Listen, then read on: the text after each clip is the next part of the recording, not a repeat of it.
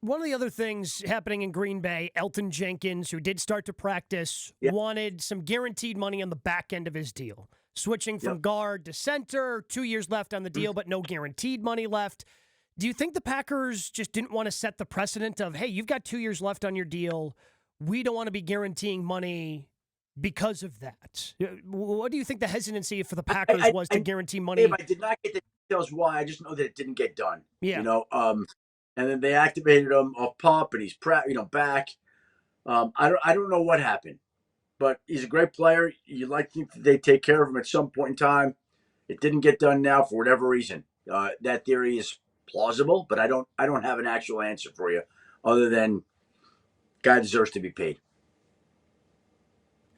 Couldn't agree with you more. Just you're asking somebody to change positions, Adam. I think it would be, hey, you scratch your back, I scratch your back, you scratch mine. I'll switch positions, just guarantee a little bit money on the back end, and they were just unwilling to do it for whatever reason.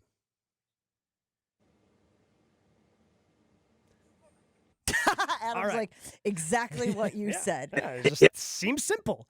But why do sometimes in the NFL things that seem simple aren't simple? Because, again, I think it goes back to the Trey Hendrickson thing. Like, to me, hey, that guy led the league in sacks. It seems pretty simple. You should pay that guy. Why do the simple things not always seem so simple? Some of these things are more complex than I think people realize. Some of them are made more complex than they need to be. Some of them get personal. Some allow feelings to get in the way. It's like any negotiation. You just think about it. And it's not a simple thing to do. Everyone is different. Everyone is unique. You have to go through it on a case-by-case basis. Like Terry McLaurin, everyone's like, pay the man, pay the man. Well, it's just not that simple. What are we paying the man, right? Terry McLaurin would argue that he was in the same draft class as DK Metcalf and that he's outperformed DK Metcalf, and DK Metcalf got $33 million. So therefore, logically, Terry McLaurin deserves 33 or more per year, correct? Seems pretty simplistic logic that I agree with. Okay, and then I would say to you, Mike Evans got $24 million from the Buccaneers. Cortland Sutton, who's been a great receiver, got $24 million a year from the Broncos. Is Terry McLaurin more Mike Evans, Cortland Sutton, or more DK Metcalf? Yeah, it gets complicated quick. There we go. It's complicated quick. Well, and of course, all of our loyal listeners yesterday when we were discussing the Elton Jenkins thing were reminding us that he doesn't exist in a vacuum, that there are obviously other players on the roster that you're trying to budget for going forward. And obviously, we always talk about how, well, the cap explodes and there's TV money and all of that type of stuff. But again, they probably have a better handle on it. We just think it's bad optics. We just think like, Elton Jenkins has been a good soldier for this team. He has done everything that they have asked of him. It makes sense to be switching to a position that has less money on the table to say, hey, can you just guarantee me a little more money on this deal? And it's a little bit surprising that their answer is emphatically no. Last thing I have for you today, Adam, our guy, Mike Tannenbaum, put a list together yesterday of the top quarterbacks in the NFC. You can imagine our surprise and delight when he put Jordan Love number 1 on that list, above Jaden Daniels, above Jared Goff, above Jalen Hurts, and above Baker Mayfield. Is Mike Tannenbaum okay? I'd have to text him to ask him that. You know what? Mike Tannenbaum's son just went off to college, and he's becoming – and clearly his thinking may not be as sound as it would be, if he – and I'm a Jordan Love fan. I really am. I think he's great. He deserves his contract. He's an upper echelon quarterback. I think everybody could agree he's got to cut down on the mistakes to become that type of elite quarterback. If Jordan Love didn't make some of those mistakes, I'd say, yes, that is warranted. If he could eliminate those mistakes, I have no problem with that. But currently, as it stands, I'm sorry, Jalen Hurts is coming off a Super Bowl win. Right now, Jalen Hurts beat him last year. Jalen Hurts had a better year. Now, Jordan Love may turn out to be a better quarterback, certainly, but not right now. And Jaden Daniels had an all-time rookie year. And there's all-time excitement surrounding him. And Baker Mayfield has been incredible. Baker Mayfield, I don't know this off the top of my head, but I like to go by touchdown to interception ratio. I'm going to bet that Baker Mayfield's touchdown to interception ratio over the last couple of years has been better than Jordan Love's. Gabe, maybe you could look that up, make yourself useful here while we're doing this, right? So, to me, it's a situation where, I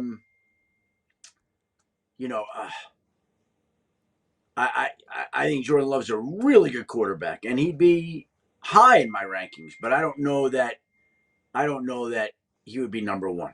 Well, maybe high is the operative word here where we're talking about the rankings that we are discussing. For whatever it's worth, Jared Goff, the other guy on this list, had a 72.4 completion percentage for the Lions. That was a career high for Goff. Jordan Love's, well, it wasn't that. I believe it was like 63.1 actually. So the last 2 years, since Jordan Love became a starter, Jordan, his touchdown to interception is 57-22. And Baker Mayfield is 69-26. So Baker's a little bit better. Yeah. Just a little bit more better. touchdowns and a few. Just a couple more interceptions. Touch more interceptions. Yeah. But about, what'd you say, 10 or a dozen more touchdowns? Yeah. Mm-hmm. Yeah. Yeah, I feel like if we're watching it objectively over the last 2 years, Baker Mayfield was the better quarterback the last 2 years. Jordan Love may be better than him this year. He may be. Let's talk about Trey Hendrickson. He has been on my wish list. It has been something I have hoped that the Packers would pursue. With him now reporting to camp, he's been seeking a long-term extension. They had said that they were not going to give him a new deal, but now maybe they are working on a new deal. What's the latest there? Well, they're not any further along. The difference is that Trey Hendrickson is taking a page out of Terry McLaurin's playbook. And you're not around your teammates. You're not around the facility. You don't have access to the training and lifting. You're on your own. And most important, you're absorbing, when you're gone, a $50,000 a day fine. So why would you do that when you could be there? You could stop the $50,000 fine, stop the meter from running, essentially, be around your teammates, train on their dime, and be there for face-to-face talks with the organization, right? Like it just makes sense to do it that way. And wisely, I think, that's what Trey Hendrickson has opted to do here. And he flew back from Jacksonville yesterday, and he's in Cincinnati today. He's going to be in the building. And I think that his hope is that by being there, that can jumpstart negotiations to get something done. That's his hope. Is it me, or are there more kind of these holdouts? Because I feel like the hold-ins have been the popular thing, Adam, to avoid the $50,000 fine that you've talked about. But between Hendrickson and McLaurin, and yes, they eventually went to camp, it felt like there were more holdouts this year going into training camp. Or is that just a misperception on my part? Well, Gabe, I would say there were two. It was McLaurin and Hendrickson. Yeah, because I feel like most of the guys are just want to avoid that $50,000 fine. I mean, I think Nick Bosa was a holdout. I think CD Lamb was a holdout. Like, there are holdouts. There's one or two seemingly every year. Mm-hmm. I don't think it's any more this year than normal. Every year you've got your contract disputes, and it's no different this year. There were two, but both guys are now in camp. But both guys also still are without a deal, and we'll see if and when they can get one of those deals done. Adam, does it feel like things are better when it comes to the NFLPA and the NFL, all of the drama? You've obviously had some guys who have left their posts and they're trying to figure out what direction they want to go forward. Or do you feel like this is something that is going to linger, especially this maybe mistrust, distrust, lack of trust between the sides? Where are we at with that whole thing? Well, I just think that it's in a bad spot right now. And not only is it a bad spot right now, but it's in a bad spot at a time where I think players need some help. We've got the Christian Wilkins grievance going on. You've got Rashee Rice, who's awaiting discipline. You got Jordan Addison, who's awaiting discipline. And we don't know where this leadership is coming from right now. We don't know what direction and guidance players are getting. The NFLPA has got its hands full with its own issues, with trying to pick an interim executive director, with trying to find a full-time executive director. There are a whole host of issues going on right now. And so with that being the case, I'm sure the players are going to get assistance, but that organization is not operating as strongly as players would like it to be. Yeah, I think that's the fair right now, right? Yeah, I think that's a great, because when I saw all of this go down, Adam, my initial thought was, oh boy, who are they going to hire, get them up to speed? And that negotiation for 18 games is coming probably sooner rather than later. And they got to get some strong leadership in place and everybody on the same page for that. And that's a huge undertaking. I didn't even think of the day-to-day stuff. And you had the great reporting around the Christian Wilkins thing happening out in Vegas. I didn't even think about, oh, yeah, they probably need leadership for big-time things like that as well. Yeah, those things are happening right now, right? Like, yeah. The league figure out the discipline. So who do they go to? And I can tell you that I know this to be true, there is a concern among certain people that are involved in disputes about the league, the NFL, feeling like it can do what it wants because the union is lacking leadership and power right now and is a place that has been rather chaotic in recent weeks. So the NFL feels like, hey, we're going to do what we want here. We want to suspend this guy this long. We want to do this. The league feels like it's going to have its way right now. Adam Schefter hanging out with Jen, Gabe, and Chewy. One of the things going on here in Green Bay is players trying to navigate, I don't want to call them new training camp rules because they've been in place, it feels like, for a while, but that fine line when it comes to physicality in camp. Matt LaFleur irate yesterday at one of his players, or maybe multiple players. 𝘾𝙃𝙀𝙀, who is one of their new cornerbacks, got in trouble, in his words, put in timeout for being too physical with some of the offensive players. How should players navigate this, Adam? Because Chewy has talked about it, like back in the day, it was certainly much more physical in training camp. But as they try to, prioritize health and safety of players, it's become a little softer. I said to Gabe this morning, how close are we to just two-hand touch at training camp? How close are we to coaches being like, that's it. Not only can you not go to the ground, you put your hands on him and you take him off. Well, I'll say this, that every team approaches it differently.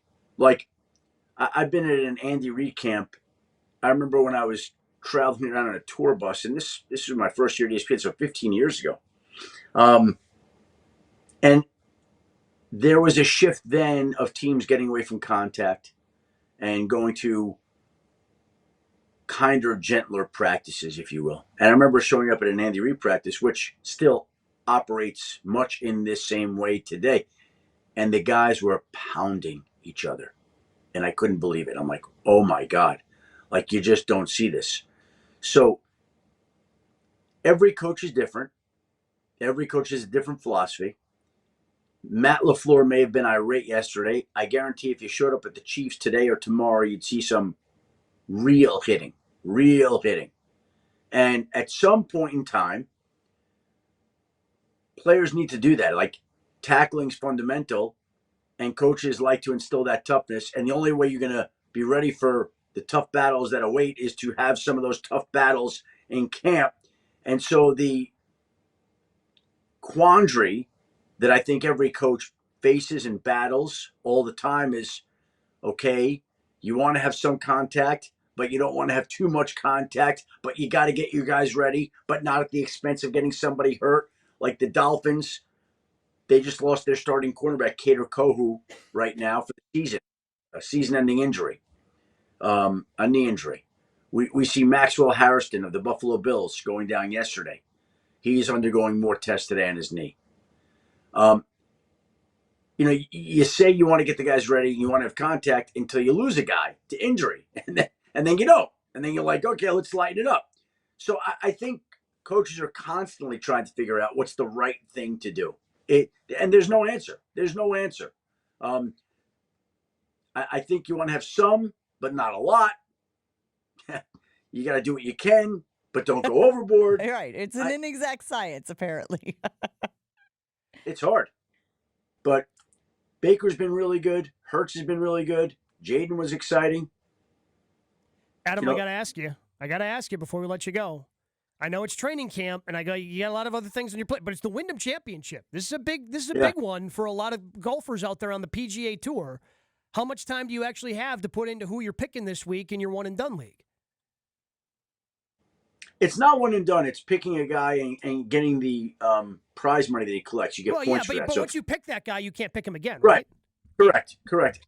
And we are in the second half pool, Gabe. I know this is not going to excite Jen, but it will interest you. We are in second place. Ooh, this is a big week.